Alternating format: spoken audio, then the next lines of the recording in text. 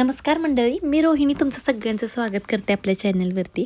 आज ना आम्हाला थोडंसं बाहेर जायचं होतं म्हणजे पांडुरंगाच्या दर्शनासाठी जायचं होतं. पण आपली राधा छोटी असल्यामुळे म्हटलं पाऊस बंद झाला तरच जायचं असं ठरलेलं आमचं. मग सकाळी उठलो, नाश्ता वगैरे केला, पावसाचा अंदाज बघितला आणि मग ठरलं आमचं जाऊया म्हणून. आणि दुसरं म्हणजे मागच्या आठवडा झालं आमचं चाललंय जायचं जेव्हा दिंडी आली होती ना आपल्या इथं त्याच्या आधीपासून चाललेलं. पण पावसाचं वातावरणाचा अंदाज बघत जायचं होतं. आज म्हटलं जाऊन यावं कारण एकादशी दिवशी खूप गर्दी असेल. आत्या पण आहेत, आत्यांचं पण दर्शन होईल.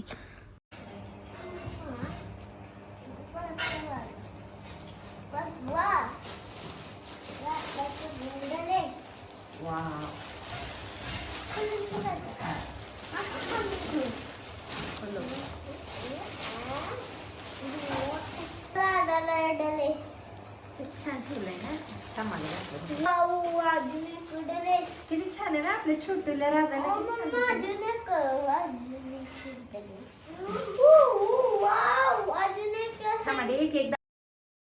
आता हे सकाळी जे पार्सल आलं होतं ना त्या पार्सलमध्ये त्रिवेणीताईनं त्यांच्या हाताने राधासाठी ड्रेस शिवले होते. 2 होते, एक परकर पुलक होतं आणि एक फ्रॉक होता. आणि ती वर दिसते ना ती डोक्यातली क्लिप होती. काय क्रिएटिव्हिटी आहे त्यांची. आणि महत्त्वाचं म्हणजे ड्रेसचं फिनिशिंग आणि ते शिवले एकदम प्रॉपर शिवलं होतं. तिला त्रास होऊ नये असे हुक वगैरे लावले होते. आणि तसं बघायला गेलं ना एक यूट्यूबर म्हणून मला माहिती आहे की यूट्यूबचं काम किती असते. आणि त्या कामातनं पण त्रिवेणीताईंनी वेळ काढून स्वतःच्या हाताने राधासाठी ड्रेस शिवला होता. आम्हाला तर तो ड्रेस खूप आवडले दोन्ही पण, कारण त्याची फिनिशिंग एकदम मस्त शिवलेली होती. असं वाटत होतं मला कधी एकदा राधाला घालते ती ड्रेस आणि त्यांना व्हिडिओ कॉल करते. सध्या कसं होतं की व्हिडिओमुळं माहीत असतं की आता आपल्या वेळेला किंमत आहे. आणि त्यात त्रिवेणीताईची तब्येत पण तुम्ही जर त्यांचे व्हिडिओ बघितले असेल तर थोडी खराब होती. आणि त्यातनं पण एकादशी जवळ येते. एकादशी झाल्यानंतर मग घालून काय उपयोग म्हणून एकादशीच्या आधी त्यांनी शिवलं. आणि जैनदादानी पण त्याच्यासोबत आयुषला भरपूर सारा खाऊ घेतला, पार्सल पॅक केलं आणि आमच्यापर्यंत इथं पोहोचवलं. आणि जसं मी नेहमी म्हणते की परमेश्वराचे जरा स्पेशल आशीर्वादच आहे माझ्यावर की मला अशी माणसं भेटली. आणि थँक्यू सो मच त्रिवेणीताई आणि जैन दादा. आता राधाला ना हाच ड्रेस मी घातला होता आणि त्याच्यानंतर मग आम्ही विठ्ठल मंदिरात निघालो होतो. खरं सांगू का राधाचा फेस दाखवायची मला पण तुम्हाला खूप इच्छा होती. तुमच्या बऱ्याच कमेंट येतात ना ताई राधाला कधी दाखवणार आहे. आणि या आधीचे जर व्हिडिओ तुम्ही बघितले असतील ना म्हणजे कंटिन्यू बघत असाल तर त्यात आधीमध्ये कुठेतरी राधा तुम्हाला दिसते. आणि खरं सांगायचं तर मला पण तुम्ही मला माझी फॅमिली वाटतं. जसं की मी तुमच्या सगळ्या कमेंटला रिप्लाय देत असते किंवा तुम्हाला काय वाटतं तुम्ही सांगितलं तर मला काय वाटतं ते पण मी तुम्हाला कमेंटमध्ये पण आन्सर करत असते. त्यामुळं राधाला मला तुम्हाला दाखवायची पण खूप इच्छा आहे. आणि असं होतं की घरातली जी मोठी माणसं आहेत ना त्यांचं ऐकावं पण लागते. म्हणजे ते काय आपल्या वाईटासाठी सांगत नाहीत ना, चांगल्यासाठी सांगते. त्यामुळे त्यांचा शब्द मोडून मला राधाला तुम्हाला दाखवता येत नाही. आता मोठी माणसं म्हणजे आत्या मामांचं असं काही नसतं बरं का. म्हणजे मग आत्या मामाला पण माहिती आहे आपल्या यूट्यूब फॅमिलीबद्दल. पण बाकीचे माझ्या आज्या किंवा आपले जे जवळचे रिलेटिव्ज असतात नातेवाईक तर त्यांचा शब्द मोडून मला काही राधाला तुम्हाला दाखवायला येत नाही. आणि हेच होतं की ताई तू फेस का दाखवत नाही त्याचा आन्सर. आणि एकदा दोनदा दाखवला तर त्यांनी मला कॉल केले होते की आत्ता लगेच नको दाखवू, थोडंसं थांब. पण मी राधाचं वारसा आमचं चालले गौरी गणपतीत घालायचं तर तेव्हा मात्र नक्की तुम्हाला राधा दाखवणार आणि तिथनं रोज तुम्हाला राधा दिसेल. बरं आता हे असं रिझन मी तुम्हाला सांगितलंय तर तुम्हाला काय वाटतंय, तुमचा व्ह्यू काय ते मला कमेंटमध्ये तुम्ही नक्की सांगा. म्हणजे काय करायला पाहिजे मी. आणि आता इथं दुसरं म्हणजे आता मंदिरात पोहोचलो आपण इथे. हे मंदिर जे आहे ना ते विठ्ठलवाडी आहे म्हणजे सिंहगड रोडला आहे पुण्यामध्ये. जे पुण्यामध्ये आहेत त्यांना माहिती आहे. आणि इथं आपली बरेचसे सबस्क्रायबरसोबत पण भेट झाली होती माझी.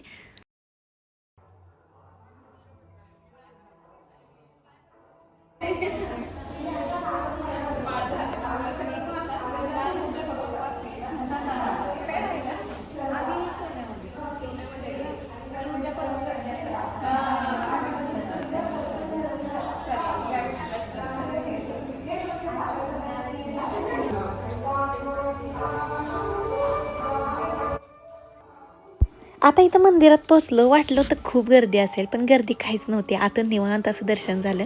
आत्यासोबत होते. आत्या म्हणल्या खूप वर्ष झालं पंढरपूरमध्ये पण असं निवांत दर्शन झालं नाही म्हणजे जाणं व्हायचं. पण इथे गेल्यानंतर मात्र निवांत दर्शन झालं. आणि इथं ना नृत्यांची एक स्पर्धा होती. खूप सुंदर नृत्य करत होत्या त्या. आणि हे नृत्य पण ना अभंगावरती होते. आपल्या पांडुरंगाचे जे अभंग होते ना त्याच्यावरती होते. त्यामुळं आम्ही दर्शन घेतल्यानंतर थोडा वेळ थांबलो हे बघायला पण.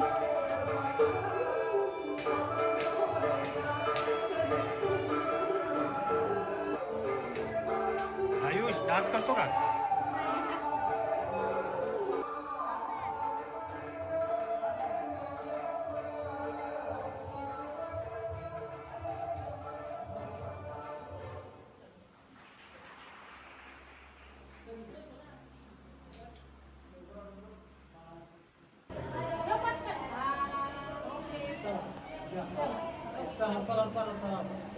चला या.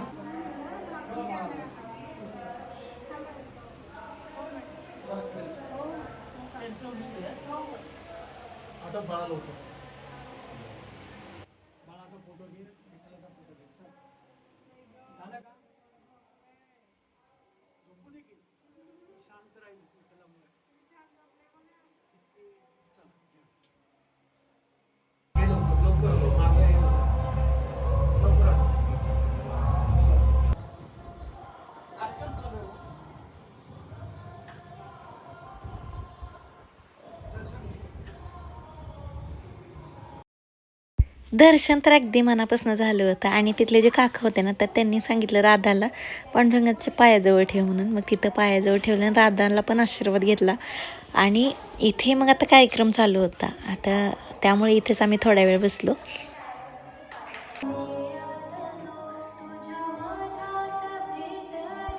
आता इथे ना मागे त्या ताई उभं राहिल्यामुळे आम्हाला दिसत नव्हतं. त्यांना आम्ही सांगतो थोडंसं खाली बसा, आम्हाला दिसत नाही. आणि त्या पण सरकल्या. आणि दुसरं म्हणजे ना आता जसा आहे तसा कार्यक्रम तुम्हाला दाखवता येत नाही. यूट्यूबच्या काही नियम असतात ना, त्याच्यामुळे सॉन्ग आले की कॉपीराईट येतो. त्यामुळे मला कंटिन्यू बोलत राहायला लागतं इथे. मागच्या वेळी ना एकादशी दिवशी जेव्हा मी आले होते पांडुरंगाच्या मंदिरात तेव्हा मला नुसतं समज होतं की माझी प्रेग्नेन्सी टेस्ट पॉझिटिव्ह आली होती. यूट्यूब चालू करून 1-2 महिने झाले असतील माझे आणि तेव्हाच मला समजलं होतं. मग काय जिथे जिथे देवाला गेले ना तिथं तिथं माता टेकलं ना तिथं फक्त मी एवढंच मागितलं की मला फक्त मुलगी होऊ दे. आणि बाप्पा देवाने माझं ऐकलं ते. त्यामुळे पण मला देवाचे आभार मानायचे होते आणि म्हणून मी राधाला घेऊन गेली होती. मंदिरात आल्या आल्या देवाचे आभार मानले होते मी. आणि आता इथे आम्ही थांबलो होतो कार्यक्रम बघत. आता यांचं जे नृत्य होतं ना एवढा डिसिप्लिन होता आणि प्रॉपर त्यांची वर्षानुवर्षाची मेहनत असते खरं तर या सगळ्यामागे. आणि पूर्ण ह्यांचे एक्सप्रेशन खूप मस्त असायचे, स्टेप एकसारखे असायच्या, खूप मस्त म्हणजे बघायला खूप मजा आली. पण काय मला तुम्हाला जसंचं तसं दाखवता नाही येत, म्हणजे सॉन्गसहित ते मला दाखवता येत नाही तुम्हाला. आता इथे बघा एक्सप्रेशन आहे ह्यांचे खूप. मला या डान्स फॉर्मॅटमधलं फारसं काही कळत नाही बरं का, तरी पण जे समोर दिसतंय खूप मस्त वाटत होतं. आता इथं खरं सांगायचं तर मागच्या 2-3 दिवसापासून पण आत्या म्हणायच्या मंदिर इथं जवळ आहे का कुठे विचारत होत्या. म्हणजे आत्यानं पण जायचं होतं. म्हटलं चला आत्या आपण म्हणजे सगळ्यांचंच दर्शन होईल म्हणून आम्ही खरं आलो. आणि गर्दी नसल्यामुळं आतनं तर दर्शन झालं होतं. आणि दुसरं म्हणजे राधाला ना पायमोजे टोपडं सगळं आणलं होतं मी. पण राधाचं जे ब्लँकेट आहे ना ते उबदार होतं, त्याच्यामुळे तिला गरम व्हायला लागलेलं, डोक्याला घाम यायला लागला होता. त्यामुळे ती जास्त चिडत होती. मग आधी ते सगळं काढून बॅगमध्ये ठेवलं. आणि मग ती मंदिर पण नाही का ओपन नाही आहे तिकडचं मंदिरात. आत तुम्ही गेला असेल तर मग तिथे काही हवा लागते असं पण नाही, त्यामुळे तिला गरम होत होतं. मग ते सगळं काढून ठेवलं आणि इथं मंदिरात गेल्यानंतर मग दर्शन घेतलं आम्ही. आता या ताई आपल्या सबस्क्रायबर होत्या, तर त्या मी मंदिरात होते तोपर्यंत आत्यांसोबत बोलत थांबलेल्या. नंतर परत मग मी बाहेर आल्यानंतर मग आम्ही बोलत थांबलो. पण का कोणास ठाऊक पण ह्यांना बोलल्यानंतर का जास्त आपलेपणा वाटत होता काही समजलं नाही. म्हणजे मे बी त्यांचा बोलका स्वभाव असेल, कदाचित त्यांचं माझं मागच्या जन्मीचं काही कनेक्शन असू शकते. आता इथे या ताई होत्या ना त्या आयुषला प्रश्न विचारत होत्या, राधा ही कोण आहे तुझी अशी छोटीशी. तर आयुष त्यांना सांगत होता की ही माझी बहीण आहे म्हणून. आता त्या आयुषसोबत इथं गप्पा मारत उभा राहिल्या होत्या.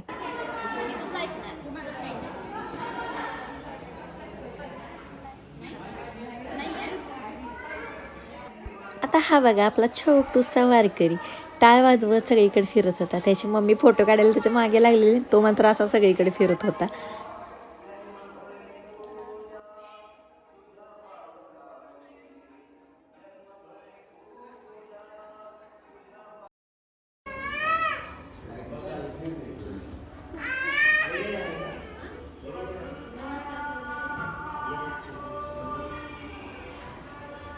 आता या दोघी क्यूट किती छान आहेत ना, रखुमाई दोघी पण छान तयार होऊन आलते आणि त्यांची मम्मा मात्र त्यांचे फोटो काढत होते.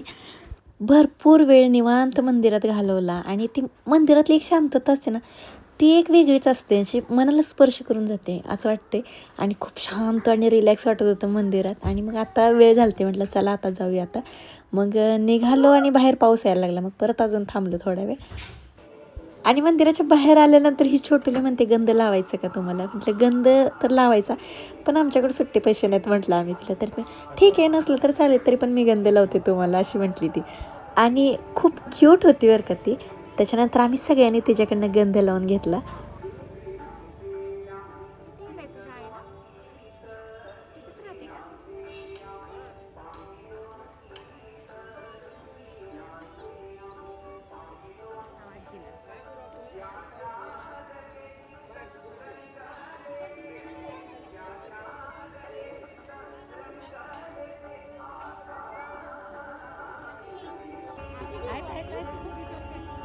किती रुपये आमच्या सगळ्यांचे किती पैसे झाले अच्छा आपल्या मनावरती हे गंध लावते का काकू हा? गंध लावते का हा. हे बाळा इकडे लाव तोपर्यंत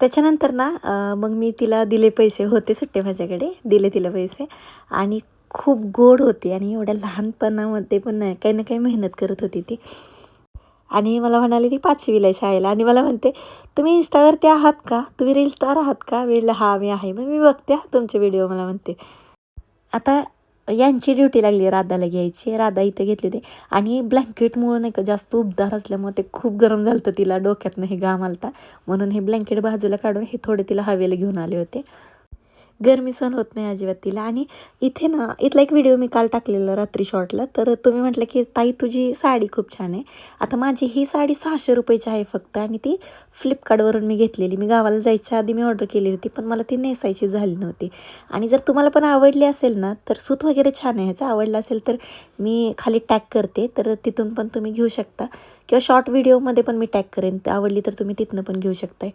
बाकी चला व्हिडिओ आवडला तर चॅनल सबस्क्राईब करा बाय